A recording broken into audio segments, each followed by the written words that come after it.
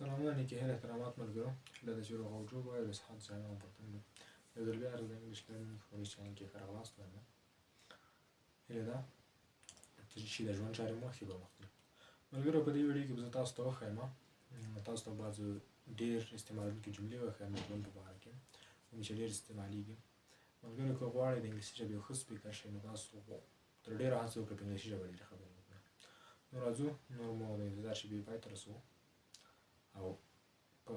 دې جملو باندې پیل کوو لومړی what is your name what is your name ستاسو نوم څه شی دی که چا درڅخه پوښتنه وکړه چې what is your name د دې مطلب دا دی چې ستاسو نوم څه شی دی تاسو به ورته ځواب کې وایئ my name is احمد زما نوم احمد دی هغه تاسو پورې تړاو لري ستاسو څه نوم یې هغه ورته اخلئ مثال د خبرې my name is عمر my name is حمید my name is کرزی دغه بېلابېل ډولونه دي خو که چا درته وویلې چې what is your name ستاسو ځواب ووي چې my name is احمد دویمه جمله ده what is your father name ستاسو د پلار نوم څه شی دی تاسو به ورته ووایئ چې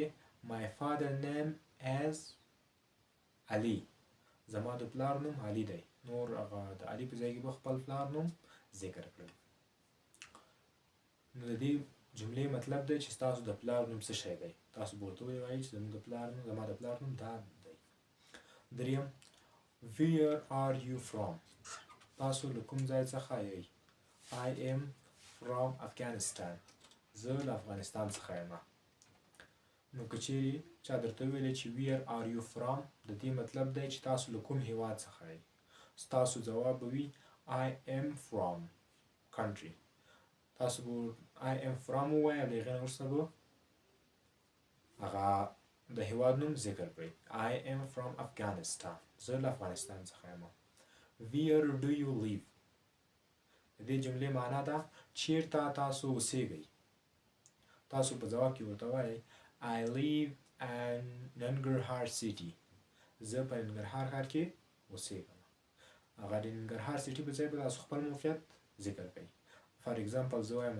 I live in ګردیز city I live in کابل city I live in اتحاد village زه په اتحاد کلي کې اوسیږم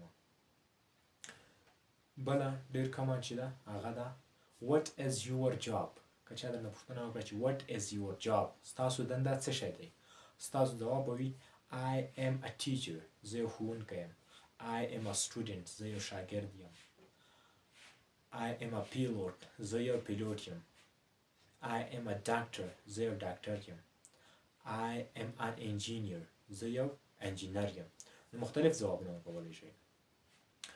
او بله پوښتنه هغه بله جمله البته چې ډېر استعمالېږي هغه ده که چا درنه پوښتنه وکړه چې what is your great ambition ستاسو لویه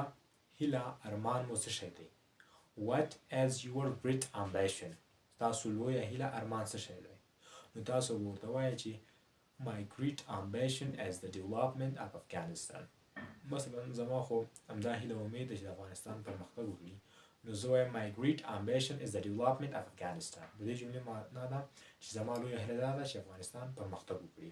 تاسو ورته ویلی شئ چې my great ambition is to be a good cricket player my great ambition is to be a doctor in the future دا مختلف ځوابونه تاسو ورکولی شئ او بله جمله ده بعضې خلک درته وایي چې what color do you like کوم رنګ تاسو خوښوئ تاسو به ورته وایئ I like black color زه سپین رنګ البته خوښوم I like white color زه سپین رنګ خوښوم همدا ډول I like red color زه سور رنګ خوښوم نو ملګرو دغه بعضې جملې دي چې تاسو ته په ورځني ژوند کې ډېرې پکارېږي یوه یادونه باید وکړم که تاسو تر اوسه پورې زموږ چینل نه وي سبسکرایب کړی زموږ چینل سره سبسکرایب کړئ د نورو ویډیوګانو لپاره په څنګ کې د ګوړې نښان ووهئ نو ملګرو دا زموږ د نن ورځې درس دا البته هغه اضافي درس ده خو که چیرې تاسو وګورئ تاسو انګلیسي ورسره ډیولپمنټ کوي امپروو کېږي ښه کېږي په همدې خاطر نور مو وخت نه ضایع کومه ښه وخت بای بای ټاټا